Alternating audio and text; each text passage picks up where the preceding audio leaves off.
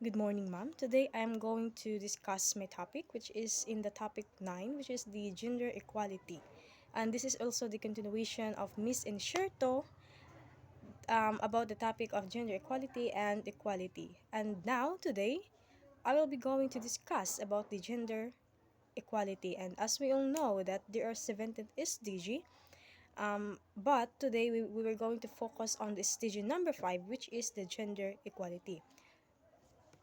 Before we proceed to our topic, let me discuss to you first our learning objectives. So first, our learning objectives, and at the end of the lesson, students should be able to differentiate between gender equality and gender equity. And also, this is has already been tackled by Miss Enxerto, and this is the part of his report. And today, and the second objectives is understand the importance and benefit of achieving SDG gender number 5, which is my topic, and 3, identify at least 6 others SDG linked to gender equality. And this is the next reporter, and last objectives is the analyze real world examples of gender equality and how policy and action can address them. So that is our expected learning objectives at the end of this lesson. So now, what is gender equality, DI? So as we all know that gender equality is also about the gender between male and female. For now, let us focus on the women, which is most of the time that the woman has been discriminated because of our weakness, which is, for example, ang mga babae na alang sa balay, which is bearing the children, cleaning the house, or it's etc. pa dira na kana lay na maoy perspective sa mga tao na kana lang ang mabuhat sa mga babae, but that is not true. But all of us, maybe if you are boy, girl, or male or female, we have a capable nga mo-adapt sa bisag unsa pang mga field sa atong surroundings, or even in the politics, economy, and in the country. As we believe that women often face a myriad of obstacles in their careers, ranging from gender biases to discrimination. Of course, this is very prevalent, and it is always prevail na once if you are working in the, for example, in the facility or in the factory, you are not allowed to do it alone, because many people allow themselves, or allow their perspective na ang only lang ang babae is for in the house lang, which is mag-clean, mag-bear sa mga children. But no, once ni ang babae makasulod sa mga trabaho, there are so many discrimination na labi na sa mga boys, na there are so many perspective na dili kaya na to buhaton as a woman. But no, dili sa these problems may impede their professional development and limit their possibilities for progress. And of course, kita sa mga babae, we didn't have, or dito magpa-apekto sa mga istorya sa mga uban nga we are not able, or we are not capable of to do things pareha sa mga lalaki. But as a woman, we have to make progressive sa atong kaugalingon na kaya na to buhaton ang tanan, even without discrimination sa atong surroundings, especially sa mga boys. That is the SDG number 5, which is the gender equality, which is to discriminate or to cast out the discrimination against women, na dili lang ang lalaki lang mag-prevail sa, for example, sa mga politics, na sila lang ang lead or leadership, but also we as a woman dapat pud ta mo speak out or mo voice out sa atong mga ability na kaya nato buhaton kung unsa pod ang kaya nga buhaton sa mga lalaki. And of course, these are the targets of SDG number 5, including the end all forms of discrimination. And of course, that is one of the targets sa SDG number 5, which is ang gender equality, nga end all forms of discrimination. Nga naman, especially sa mga women, na once nga mosulod ka, or for example, if you are a police, there are so many times na once if you are police, naalang ka sa office lang. But many people think nga if you are a woman, dili nimo kaya buhaton ang tanan. Mao nang To cast out the discrimination, we have to make a positive insights or positive perspective na dili lang kaya lang sa lalaki ang buhaton, dili lang na ang babae dili kaya buhaton sa mga lalaki, and of course ang lalaki dili kaya buhaton sa babae, but all of us has an equality na kaya na to buhaton bisan unsa pa sila alone without any discrimination. And the second is eliminate violence. And of course, especially sa mga babae, it is including the sexual harassment. Labi na, di ba? Kung babae ka, once if you are wearing a short or anything maka-impress sa imong kagalingon, there are so many discrimination na nga if you are yacht or something like that na dapat yun na to i-cast out ang mga perspective sa mga tao, labi na sa mga lalaki nga dili dapat mag-control or dili dapat mag-provide or mag-assume nga all girls nga wearing shorts is a very very very destructive sa kanila. But of course, kamo sa mga lalaki, you have to make informed decision before you judge someone and before you make gitawag nga space na safe space according to the Republic Act of 1131 3 na ato gyud eliminate ang mga violence especially sa mga babae. And of course, ensure equal participation of especially sa mga community. Dili lang dapat na ingon nga ang lalaki lang ang mo lead, but also we as a woman nga kita pod kailangan po ta mo speak out o ma-voice out sa atong voice nga kaya na to buhaton kung unsa ang kaya buhaton sa mga lalaki. And the fourth one is the universal access to reproductive health and rights.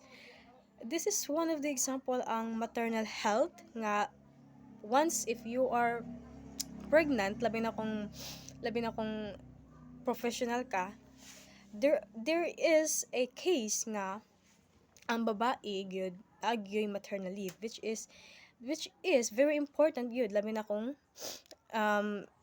masilan ang babae. But of course, for this is reproductive health and rights, kung ang babae mag-leave og maternal, we don't need to judge them kay because ila man ang kaugalingon nga kaya nila buhaton ang kanang mga to make a family. And of course, this is also focused sa reproductive health na, for example, ato ang giingon nga maternal health na ang mga babae na ay freedom mo live as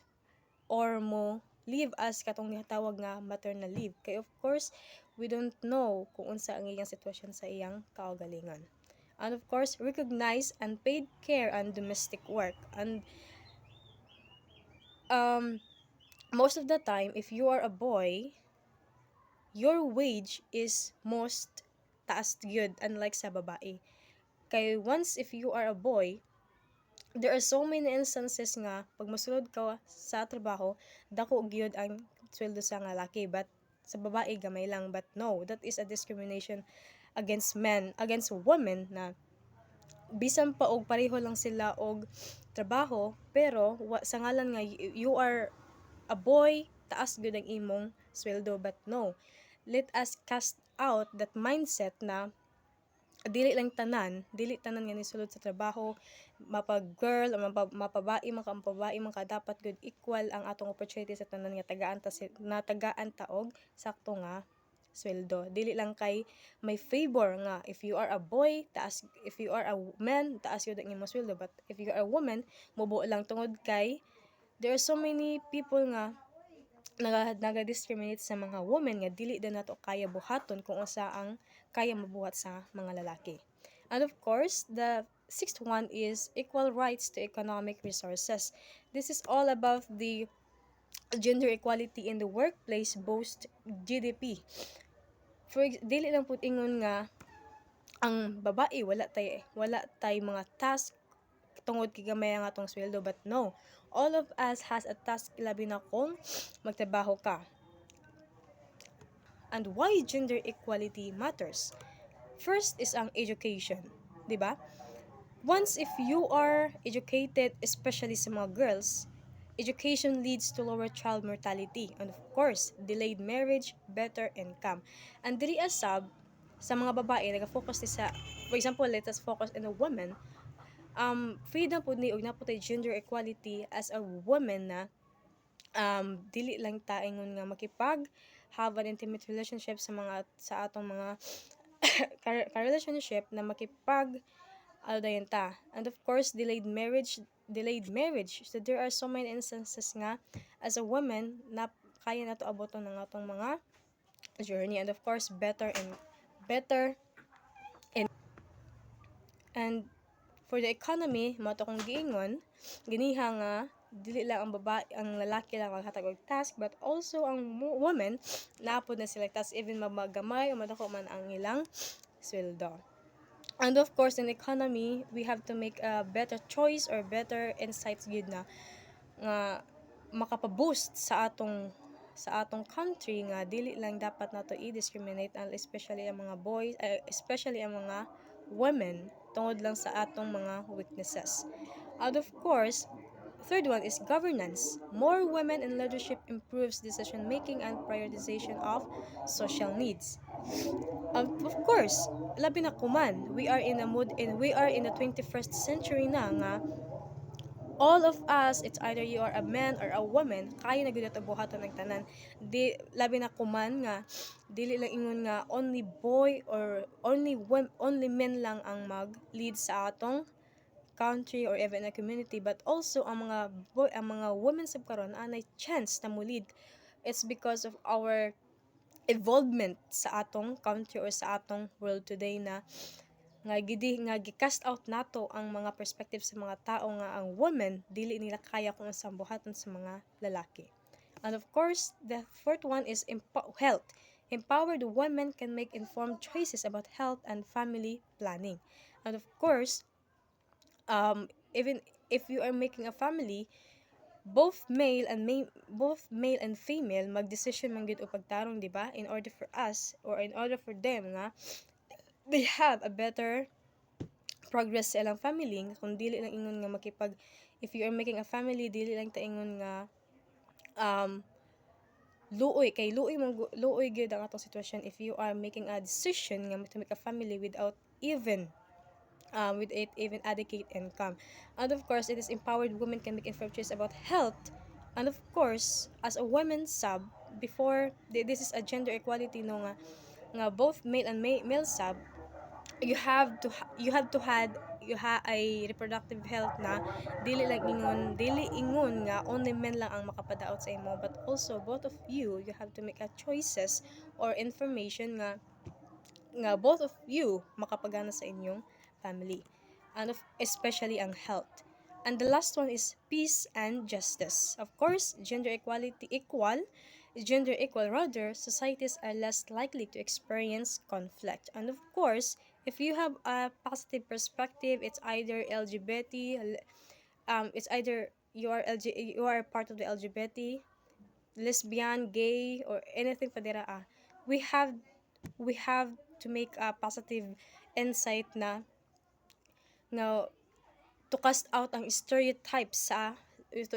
gender stereotypes, kay lagi as a both men and women, we have a capable or we are capable of to do things na kung na kaya na to buhaton kung saan kaya sa mga lalaki as a woman. And of course, we don't need to discriminate people sa atong surrounding nga labi na kung tomboy siya, labi na kung gay siya, ato siyang discriminate kay because today's world, there is very rampant na gyud ang mga LGBTQ na sila and of course ang LGBTQ is nag-help man po na sila sa community, which is most of the time na not most of them nga naghatag pud og positive, but also na-prevail gid ang positive because especially sa mga gay nga sila gyud ang naghatag og kalingaw.